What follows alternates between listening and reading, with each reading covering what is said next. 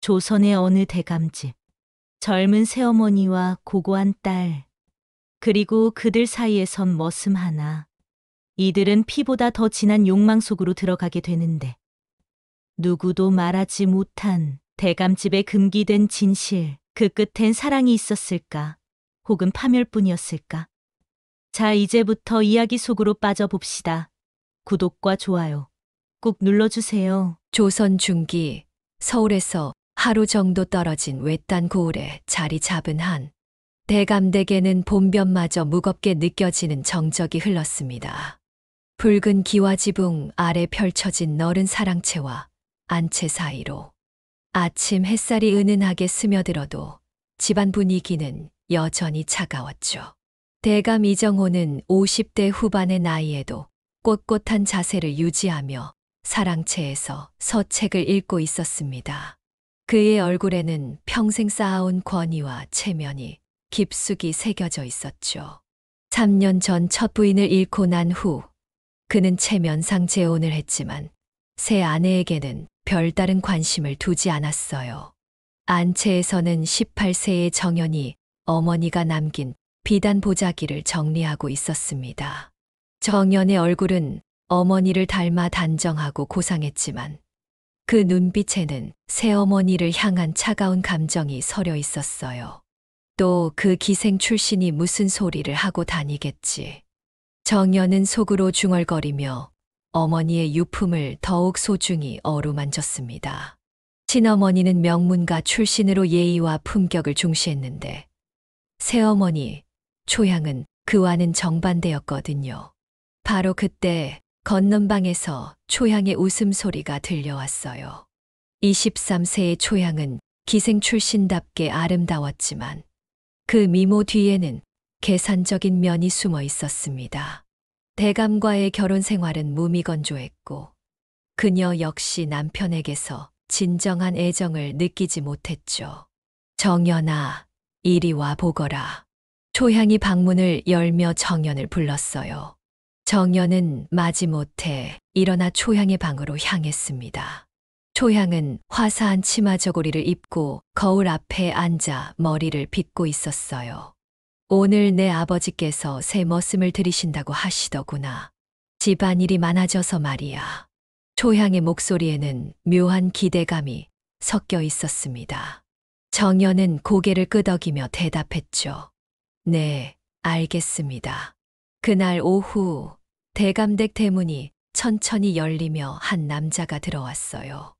20대 초반으로 보이는 그는 키가 크고 어깨가 넓었으며 검게 그을린 피부에서 건강함이 묻어났습니다. 그의 이름은 두철이었죠. 두철은 말이 많지 않았지만 그의 눈빛에는 무언가 깊은 것이 있었어요. 대감 앞에서 정중하게 인사를 드리는 모습에서 비록 머슴이지만 예의를 아는 사람임을 알 수 있었습니다. 열심히 일하도록 하거라. 대감의 엄숙한 명령에 두철은 고개를 숙여 대답했어요. 네, 대감마님. 최선을 다하겠습니다. 두철이 사랑채를 나와 하인들의 안내를 받아 자신이 머물 작은 방으로 향할 때였습니다. 안채 창문 너머로 정연이 그를 바라보고 있었어요. 정연은 무의식 중에 두철의 걸음걸이를 따라가며 시선을 움직였죠. 저런 머슴이 우리 집에 들어오다니. 정연은 속으로 중얼거렸지만 이상하게도 그의 모습에서 눈을 떼기가 어려웠습니다. 한편 건넌방에서 초향도 두철의 모습을 지켜보고 있었어요. 그녀의 입가에는 묘한 미소가 번졌습니다. 오랫동안 무료했던 일상에 새로운 변화가 생긴 것 같아서였죠. 흥미롭네. 초향은 부채로 입가를 가리며 속삭였습니다. 저녁 무렵 두철은 마당에서 장작을 패고 있었어요. 그의 힘찬 동작과 땀에 젖은 모습이 석양빛과 어우러져 묘한 분위기를 자아냈습니다. 정연은 누마루에 앉아 바느질을 하다가도 자꾸만 시선이 마당으로 향했죠. 정연아, 무엇을 그리 자세히 보고 있느냐? 초향이 정연 뒤로 다가와 물었어요. 정연은 깜짝 놀라며 바느질에 집중하는 척했습니다. 아무것도 아닙니다, 어머니. 그래? 나는 저 머슴이 꽤 볼만하다고 생각하는데 말이야. 초향의 말에 정연의 손이 미세하게 떨렸어요. 바늘에 찔린 손가락에서 한 방울 피가 떨어졌죠. 그날 밤 대감댁에는 언제와 다름없는 정적이 흘렀습니다. 하지만 세 사람의 마음속에는 각각 다른 감정의 파도가 일고 있었어요. 정연은 이불을 뒤척이며 낮에 본 두철의 모습을 떠올렸고, 초향은 창문을 열어 밤 공기를 마시며 무언가를 계획하고 있었습니다. 두철은 작은 방에서 천장을 바라보며 오늘 하루를 정리하고 있었어요. 대감댁의 분위기가 예사롭지 않다는 것을 그도 느끼고 있었죠. 특히 안채에서 느껴지는 두 여인의 시선이 그에게는 낯설면서도 부담스러웠습니다. 다음 날 아침 일찍 두철은 우물가에서 물을 길어 올리고 있었어요. 새벽 공기가 차가웠지만 그의 이마에는 벌써 땀이 맺혀 있었죠. 그때 초향이 세수를 하러 나왔습니다. 일찍 일어나는구나. 초향의 목소리는 평소보다 부드러웠어요. 두철은 고개를 숙여 인사했습니다. 안녕하십니까, 마님. 초향은 두철 곁을 지나가며 일부러 팔을 스쳤어요. 그 순간 두철의 몸이 미세하게 굳어졌습니다. 초향은 그 반응을 놓치지 않았죠. 물이 참 차갑겠구나. 조심해서 다루거라. 초향의 말에는 이중적인 의미가 담겨 있었습니다. 두철은 애매하게 고개를 끄덕이며 대답했어요. 네, 마님. 조심하겠습니다. 한편 정연은 방 안에서 이 모든 상황을 지켜보고 있었습니다. 그녀의 가슴에는 묘한 감정이 일어나고 있었어요. 질투인지 분노인지 아니면 다른 무언가인지 알 수 없는 복잡한 마음이었죠. 이렇게 대감댁에는 새로운 인물의 등장으로 미묘한 긴장감이 흐르기 시작했습니다. 정연과 초향 그리고 두철 사이에는 보이지 않는 감정의 실타래가 엮여가고 있었어요. 며칠이 지나면서 대감댁의 일상에는 미묘한 변화가 생겨나기 시작했습니다. 두철은 성실하게 맡은 일을 해나갔고 그의 부지런한 모습은 대감의 마음에도 들었어요. 하지만 안채의 두 여인에게는 그가 단순한 머슴 이상의 의미로 다가오고 있었죠. 어느 무더운 오후 초향은 대청마루에 앉아 부채질을 하며 두철이 약수를 길어오는 모습을 바라보고 있었습니다. 그의 탄탄한 어깨와 물동이를 든 팔뚝의 근육이 햇빛에 반짝였어요. 초향의 눈빛에는 점점 짙어지는 관심이 담겨 있었죠. 두철아. 초향이 부드럽게 불렀습니다. 두철은 물동이를 내려놓고 초향 앞으로 다가갔어요. 네, 마님. 무엇을 도와드릴까요? 목이 마르구나. 저 차가운 약수 한 그릇 떠다 주겠느냐? 두철이 약수를 떠서 초향 앞에 내놓자 초향은 일부러 그의 손에 자신의 손을 살짝 했습니다. 두철의 손이 미세하게 떨렸지만 그는 아무 말 없이 물러났어요. 고맙구나. 정말 시원하네. 초향은 물을 마시며 두철을 올려다보았습니다. 그녀의 시선이 두철의 얼굴을 천천히 훑어내렸죠. 두철은 불편함을 느끼면서도 예의상 자리를 뜰 수 없었어요.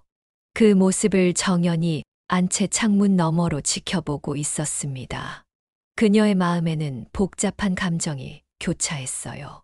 새어머니의 행동이 부적절하다는 생각과 동시에 두철을 향한 자신만의 미묘한 감정도 인정하기 어려웠죠. 저런 식으로 정말 기생다운 행동이군. 정연은 속으로 중얼거리며 주먹을 꽉 쥐었습니다. 이튿날 아침 정연은 우연을 가장해 두철이 일하는 뒤뜰로 나갔어요. 두철은 장독대 근처에서 깨진 항아리를 고치고 있었는데 그 과정에서 손에 상처를 입었더군요. 어머, 다쳤군요. 정연이 다가가며 말했습니다. 두철은 깜짝 놀라며 일어섰어요. 아씨. 괜찮습니다. 작은 상처라서요. 하지만 정연의 눈에는 상처에서 나는 피가 크게 보였습니다. 그녀는 망설임 없이 자신의 수건을 꺼내 두철의 손을 감쌌어요. 이렇게 하시면 안 됩니다. 아씨. 제가 직접 가만히 계세요. 상처가 덧날 수 있어요. 정연의 목소리는 평소보다 부드러웠습니다. 두철은 그녀의 섬세한 손길을 느끼며 가슴이 두근거렸어요. 정연 역시 두철의 거칠지만 따뜻한 손을 만지며 알 수 없는 설렘을 느꼈죠.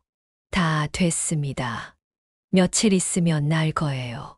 정연이 수건을 묶어주며 말했습니다. 두 사람의 시선이 잠깐 마주쳤고 그 순간 공기 중에는 묘한 긴장감이 흘렀어요. 고맙습니다, 아씨. 두철의 진심 어린 인사에 정연은 얼굴이 붉어졌습니다. 그녀는 서둘러 자리를 떠났지만 뒤돌아서는 발걸음이 평소보다 가벼웠어요. 그날 저녁 초향은 두철을 따로 불렀습니다. 달빛이 마당을 은은하게 비추는 시간이었죠. 두철아, 밤 공기가 좋구나. 마당에 등불 좀 밝혀줄래? 초향의 목소리에는 평상시와 다른 감정이 섞여 있었어요. 두철은 고개를 끄덕이며 등불을 가져왔습니다. 여기 앉아보렴. 초향이 대청마루를 가리키며 말했어요. 두철은 망설였지만 거절할 수 없어서 조심스럽게 앉았습니다. 달이 참 밝네. 이런 밤에는 혼자 있기가 쓸쓸해. 초향의 말에는 깊은 의미가 담겨 있었어요. 그녀는 천천히 두철 쪽으로 몸을 기울였습니다. 마님, 늦은 시간입니다. 들어가서 쉬시는 게. 아직 이르지 않았느냐? 나와 조금 더 이야기하자. 초향은 부채를 천천히 접으며 두철을 바라봤어요. 그녀의 눈빛에는 욕망이 가득했습니다.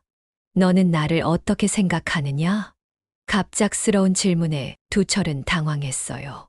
그는 조심스럽게 대답했습니다. 마님은 아름다우십니다. 그뿐이냐? 초향이 한 걸음 더 다가왔습니다. 두철은 뒤로 물러나려 했지만 마루 끝이어서 더 이상 갈 곳이 없었어요. 바로 그때 안채에서 정연이 나왔습니다. 밤늦게 목이 말라 물을 마시러 나온 그녀는 마당의 상황을 목격하고 말았어요. 정연의 가슴은 급격히 뛰기 시작했습니다. 저게 무슨... 정연은 숨을 죽이고 지켜봤어요. 초향과 두철 사이의 미묘한 분위기가 그녀에게는 충격으로 다가왔죠.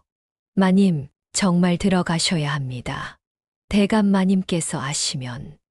두철이 간신히 말을 꺼냈고 초향은 아무렇지도 않은 듯 벽으로 두철을 밀쳤습니다. 두철아, 우리 사이에 뭔가 특별한 게 있다는 걸 너도 느끼지 않았느냐? 초향의 마지막 말에 두철은 대답하지 못했습니다. 그날 밤 결국 둘은 넘지 말아야 할 선을 넘고 말았습니다. 방에서는 아이고 거친 숨소리만이 가득했어요. 다음 날 정연은 두철에게 다가갔습니다. 그녀 역시 어젯밤의 일로 마음이 복잡했지만 더 이상 가만히 있을 수 없었어요. 두철 씨, 책장을 옮기는 일 좀 도와주시겠어요? 정연의 부탁에 두철은 고개를 끄덕였습니다. 안채로 들어간 두철은 정연이 가리키는 무거운 책장을 옮기기 시작했어요. 조심하세요. 다치시면 안 되니까요. 정연의 걱정스러운 목소리에 두철은 고개를 들어 그녀를 바라봤습니다. 정연의 눈에는 진심 어린 관심이 담겨 있었어요. 아씨께서 신경 써주시니 고맙습니다. 당연한 일이에요. 우리 집 사람인데요. 정연의 말에 우리 집 사람이라는 표현이 들어있어서 두철은 묘한 감정을 느꼈어요. 단순히 머슴이 아닌 뭔가 더 특별한 존재로 여겨주는 것 같았거든요. 책장을 다 옮긴 후 정연은 두철에게 차를 대접했습니다. 더우셨을 텐데 이거라도 드세요. 이런 대접을 받을 자격 같은 건 생각하지 마세요. 그냥 고마운 마음이에요. 이렇게 정연과 초향은 각자의 방식으로 두철에게 다가가고 있었습니다. 두철 역시 두 여인의 서로 다른 매력에 마음이 흔들리고 있었어요. 초향의 요염하고 직접적인 어필과 정연의 순수하지만 진심 어린 관심 사이에서 그의 마음도 복잡해져 갔습니다. 하지만 신분의 차이라는 엄연한 현실이 있었고 그것이 모든 감정을 더욱 복잡하게 만들고 있었죠. 대감되게 평온했던 일상은 이제 완전히 바뀌어 있었습니다. 세 사람 사이에 형성된 미묘한 삼각관계는 점점 더 깊어져 가고 있었어요. 시간이 흐르면서 대감댁의 분위기는 점점 더 팽팽해졌습니다. 정연과 초향 사이에 눈에 보이지 않는 경쟁이 치열해지고 있었고 두철은 그 한가운데서 갈등하고 있었어요. 두 여인 모두 이제 더 이상 자신의 감정을 숨기기 어려워했죠. 어느 무더운 여름날 새벽, 초향은 더 이상 기다릴 수 없다고 결심했습니다. 그녀는 이른 아침 두철이 우물가에서 일하는 시간을 노려 나갔어요. 아직 해가 완전히 뜨지 않은 시간이라 주변은 조용했죠. 두철아. 초향의 부드러운 목소리에 두철은 고개를 들었습니다. 새벽 안개 속에서 초향의 모습이 몽환적으로 보였어요. 마님, 이른 시간에 웬일이십니까? 잠이 오지 않아서 말이야. 너와 이야기를 하고 싶었거든. 초향은 두철에게 천천히 다가갔습니다. 그녀의 눈빛에는 더 이상 숨길 수 없는 감정이 가득했어요. 두철아, 나는 너를 보면 가슴이 뛴다. 이 감정이 뭔지 알겠느냐? 갑작스러운 고백에 두철은 몸이 굳어졌습니다. 그는 뒤로 물러나려 했지만 초향이 그의 팔을 잡았어요. 마님, 이러시면 안 됩니다. 저는 단지 머슴일 뿐이고 신분이 뭐가 중요하냐? 내 마음이 이렇게 뛰는데. 초향의 손이 두철의 가슴에 살며시 올려졌습니다. 두철의 심장 박동이 빨라지는 것을 그녀는 느낄 수 있었어요. 마님, 두철의 목소리는 떨리고 있었습니다. 초향의 대담한 행동에 그도 흔들리고 있었거든요. 하지만 이성이 그를 붙잡았죠. 이런 일은 있어서는 안 됩니다. 왜? 내가 원하고 너도 원하는데 왜 안 된다는 거야? 초향의 목소리에는 간절함이 섞여 있었습니다. 대감과의 무미건조한 결혼 생활에서 느끼지 못했던 감정을 두철에게서 느끼고 있었거든요. 그때 갑자기 멀리서 발소리가 들렸어요. 두 사람은 깜짝 놀라며 떨어졌습니다. 다행히 지나가는 하인이었지만 그 순간 두철은 정신을 차렸어요. 저는 이만 가보겠습니다. 두철이 서둘러 자리를 떠나려 하자 초향이 마지막으로 말했어요. 두철아, 내 마음을 외면하지 마라. 너도 나와 같은 마음이라는 걸 내가 알고 있어. 그날 오후 정연도 더 이상 참을 수 없었습니다. 새어머니와 두철 사이의 미묘한 기류를 느끼고 있던 그녀는 자신도 마음을 전해야겠다고 결심했어요. 정연은 두철이 뒤뜰에서 혼자 일하는 시간을 기다렸습니다. 그리고 차분하게 그에게 다가갔죠. 두철 씨, 아씨, 무엇을 도와드릴까요? 정연은 평소와 달리 망설이는 모습을 보였어요. 그녀의 볼이 살짝 붉어져 있었죠. 저기, 할 말이 있어요. 네, 말씀하세요. 두철이 작업을 멈추고 정연을 바라봤습니다. 정연은 깊게 숨을 들이쉬고 용기를 냈어요. 두철 씨는 저를 어떻게 생각하시나요? 갑작스러운 질문에 두철은 당황했습니다. 아침에 초향에게 고백받은 일이 떠올랐거든요. 아 씨는 너무 훌륭하신 분이십니다. 그런 말이 아니라 제 마음을 묻는 거예요. 정연이 한 걸음 더 다가왔습니다. 그녀의 눈에는 간절함이 가득했어요. 저는 두철 씨를 보면 마음이 이상해져요. 처음 느끼는 감정이라서 뭐라고 설명하기 어렵지만 정연이 조심스럽게 두철의 손에 자신의 손을 올렸습니다. 초향과는 전혀 다른 순수하고 떨리는 손길이었어요.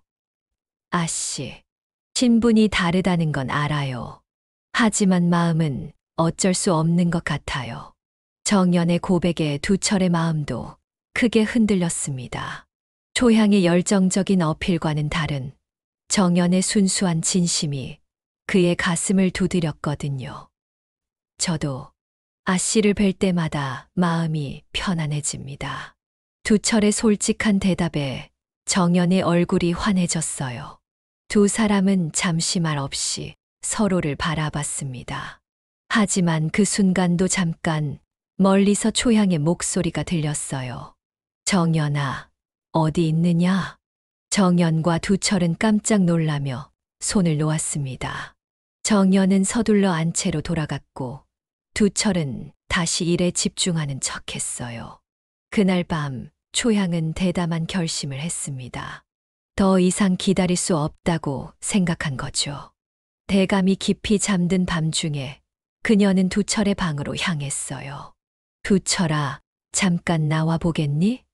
초향의 속삭임에 두철은 놀라며 나왔습니다. 달빛 아래서 초향의 모습은 더욱 아름다워 보였어요. 마님, 이런 시간에 조용히 해. 나와 함께 오거라. 초향이 두철의 손을 잡고 한적한 정원 쪽으로 이끌었습니다. 정원에 도착한 초향은 두철을 벤치에 앉게 했어요. 그리고 자신도 그 옆에 바짝 붙어 앉았죠. 두철아, 오늘 밤은 특별해. 아무도 우리를 방해할 수 없어.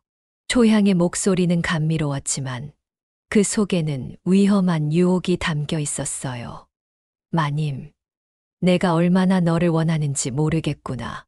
이 마음을 더 이상 숨길 수 없어. 초향이 두철에게 더욱 가까이 다가왔습니다. 그녀의 향기가 두철을 어지럽게 만들었어요. 바로 그때 안채에서 정연이 나왔습니다. 밤늦게 목이 말라 우물가로 가던 그녀는 정원에서 들려오는 소곤거리는 소리를 들었어요. 조심스럽게 다가간 정연은 충격적인 광경을 목격했습니다. 초향이 두철에게 몸을 기대고 있었고 두철은 그것을 거부하지 못하고 있었거든요. 정연의 가슴에는 질투와 분노, 그리고 배신감이 동시에 일어났습니다. 자신이 고백한 지 몇 시간도 안 되어서 벌어진 일이었거든요. 어떻게 이럴 수가. 정연은 눈물이 날 것 같았지만 꾹 참았어요. 대신 그녀의 마음에는 복수심이 일어났습니다. 다음 날 아침 정연은 냉정하게 행동했어요. 초향이 대감에게 아침 문안을 드리러 사랑채로 간 사이 정연은 두철을 불렀습니다. 어젯밤 일을 봤어요. 정연의 차가운 말에 두철은 얼굴이 창백해졌어요. 아씨, 그건 변명하지 마세요. 저도 어리석었네요. 정연의 차가운 태도에 두철은 마음이 아팠습니다. 어젯밤 초향의 유혹을 완전히 뿌리치지 못한 자신이 미웠어요. 그날 저녁 더욱 충격적인 일이 벌어졌습니다. 초향이 대감에게 거짓말을 한 거였어요. 대감마님, 말씀드릴 게 있습니다. 무슨 일이냐? 머슴 두철이 정연이 방 근처를 맴돌며 수상한 행동을 했습니다. 초향의 거짓 고발에 대감의 얼굴이 일그러졌어요. 뭐라고? 감히 내 딸에게. 네, 제가 직접 봤습니다. 밤늦게 정연이 방 창문 아래서. 초향의 거짓말은 점점 구체적이 되어갔어요. 정연을 향한 두철의 마음을 이용해서 그를 제거하려는 계획이었죠. 대감의 분노는 하늘을 찔렀습니다. 그는 즉시 두철을 불러들였어요. 이놈, 감히 내 딸에게 무례한 행동을 했다고? 대감마님, 그런 일은 없었습니다. 두철이 억울함을 호소했지만 이미 초향의 말을 믿은 대감은 들으려 하지 않았어요. 이 모든 상황을 지켜본 정연의 마음은 복잡했습니다. 비록 두철에게 실망했지만 그가 거짓 누명을 쓰는 것은 원하지 않았거든요. 하지만 초향의 계략은 이미 성공한 상태였어요. 대감댁에는 돌이킬 수 없는 파국이 다가오고 있었습니다. 대감의 분노는 집안 전체를 얼어붙게 만들었습니다. 두철은 당장 쫓겨날 위기에 처했고 초향은 만족스러운 표정으로 상황을 지켜보고 있었어요. 하지만 정연의 마음속에는 복잡한 감정들이 소용돌이치고 있었습니다. 당장 이 집에서 나가거라. 다시는 내 앞에 나타나지 마라. 대감이 호통을 치자 두철은 고개를 숙인 채 절망에 빠졌어요. 억울하지만 변명할 방법이 없었거든요. 대감마님, 정말 그런 일은. 닥쳐라. 더 이상 듣고 싶지 않다. 바로 그때 정연이 사랑채 문을 열고 들어왔습니다. 그녀의 얼굴은 창백했지만 눈빛만은 단호했어요. 아버지, 잠깐만요. 정연아, 내가 왜 여기에? 정연은 깊게 숨을 들이쉬고 말했습니다. 두철은 죄가 없습니다. 대감과 초향, 그리고 두철 모두 정연을 놀란 눈으로 바라봤어요. 무슨 소리냐? 내 새어머니께서 직접 보셨다고 하시는데. 새어머니께서 거짓말을 하신 겁니다. 정연의 폭탄 발언에 초향의 얼굴이 순간 굳어졌어요. 정연아, 내가 무슨 말을. 저는 어젯밤 모든 걸 봤어요. 두철이 아니라 새어머니께서 먼저 유혹하신 거요. 사랑채는 순식간에 정적에 휩싸였습니다. 대감의 얼굴은 점점 일그러져 갔어요. 정연아, 내가 지금 뭔 소리를 하는 거냐? 사실을 말씀드리는 겁니다. 아버지. 새어머니께서는 두철에게 계속 접근하셨고 어젯밤에도 정원으로 끌고 가셨어요. 초향이 급하게 변명했습니다. 대감마님, 정연이가 무슨 오해를. 오해가 아닙니다. 제가 직접 목격했거든요. 정연의 단호한 말에 초향은 더 이상 변명할 수 없었어요. 대감의 시선이 초향에게로 향했습니다. 그의 눈에는 배신감과 분노가 가득했어요. 초향아, 이게 사실이냐? 초향은 입술을 떨며 대답할 수 없었습니다. 들킨 이상 거짓말로 빠져나갈 수 없었거든요. 대감마님, 저는 그저 내 머슴을 유혹한 게 그저 뭐라는 거냐? 대감의 목소리에는 치욕감이 가득했어요. 자신의 아내가 머슴과 그런 관계를 맺으려 했다는 사실이 그의 자존심을 산산조각냈죠. 당장 짐을 싸서 나가거라. 다시는 이 집 문턱도 밟지 마라. 대감의 선고에 초향은 절망했어요. 하지만 이미 돌이킬 수 없는 상황이었죠. 대감마님, 한 번만 용서해 주세요. 용서. 내 체면을 땅에 떨어뜨린 내가 용서를 바라느냐? 초향은 더 이상 할 말이 없었어요.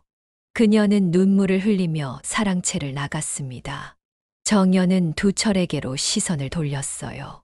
그는 여전히 고개를 숙이고 있었죠. 아버지, 두철은 피해자입니다. 벌을 받을 이유가 없어요. 대감은 복잡한 표정으로 두철을 바라봤어요. 비록 유혹을 받은 것이긴 하지만 체면상 그를 그대로 둘 수는 없었죠. 하지만 이미 일이 이렇게 된 이상, 아버지, 정연이 더욱 단호하게 말했습니다. 신분을 따지지 않았던 건 머슴이 아니라 제 마음이었습니다. 이 말에 모든 사람이 놀랐어요.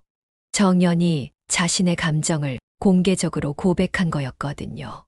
정연아, 내가 무슨. 저는 두철을 사랑합니다, 아버지. 하지만 신분의 벽을 알고 있어요. 정연의 눈에서 눈물이 흘렀습니다. 하지만 그 눈빛은 여전히 단호했어요. 그래서 두철을 보내드리려고 해요. 하지만 죄인으로가 아니라 떳떳하게요.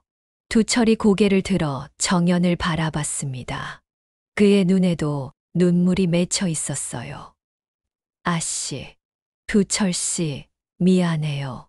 제가 지켜드리지 못해서. 대감은 깊은 한숨을 쉬었습니다. 딸의 진심을 알게 된 그는 더 이상 두철을 나무랄 수 없었어요. 두철아, 네, 대감마님. 내게 죄가 없다는 것을 안다. 하지만 이 집에 머물 수는 없을 것 같구나. 알고 있습니다. 두철의 목소리는 슬펐지만 담담했어요. 하지만 떳떳하게 나가거라. 너는 죄인이 아니다. 그날 저녁 두철은 짐을 정리했습니다. 많지 않은 살림이라 금세 끝났어요. 정연은 그의 방 앞에서 망설이다가 조심스럽게 문을 두드렸습니다. 들어와도 될까요? 아씨. 정연이 들어오자 두철은 어색하게 일어났어요. 내일 떠나시는군요. 네, 아씨. 어디로 가실 건가요? 아직 정하지 못했습니다. 두 사람은 잠시 말없이 서 있었어요. 할 말은 많았지만 쉽게 나오지 않았죠.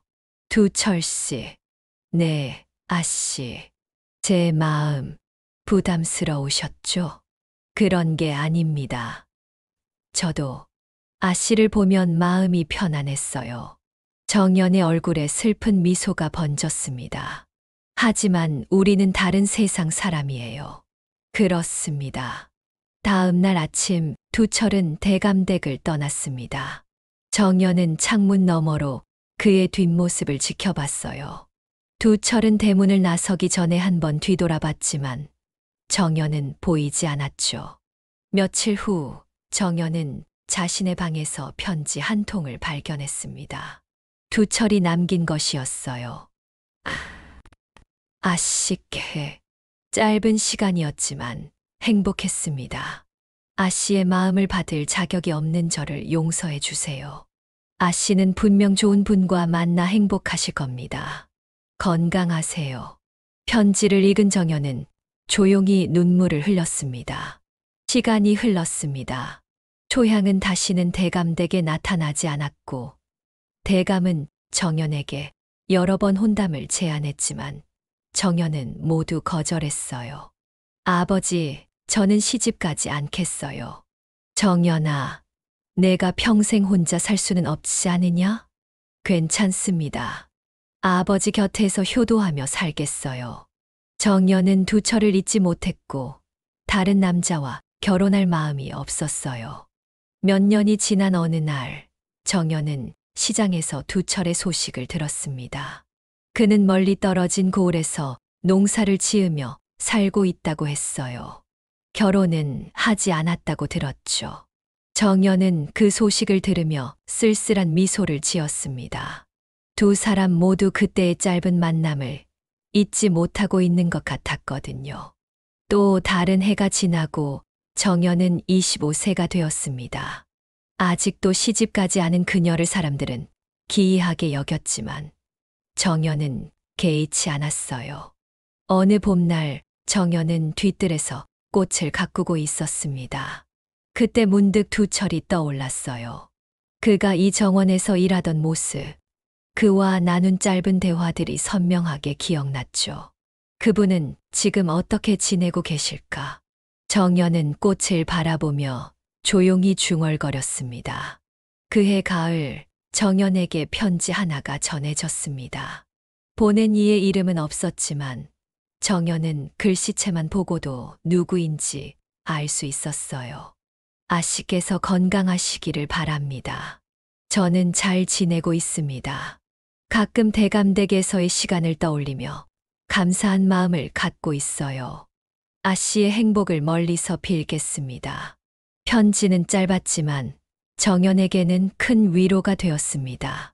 정연은 답장을 쓰고 싶었지만 그러지 않았어요.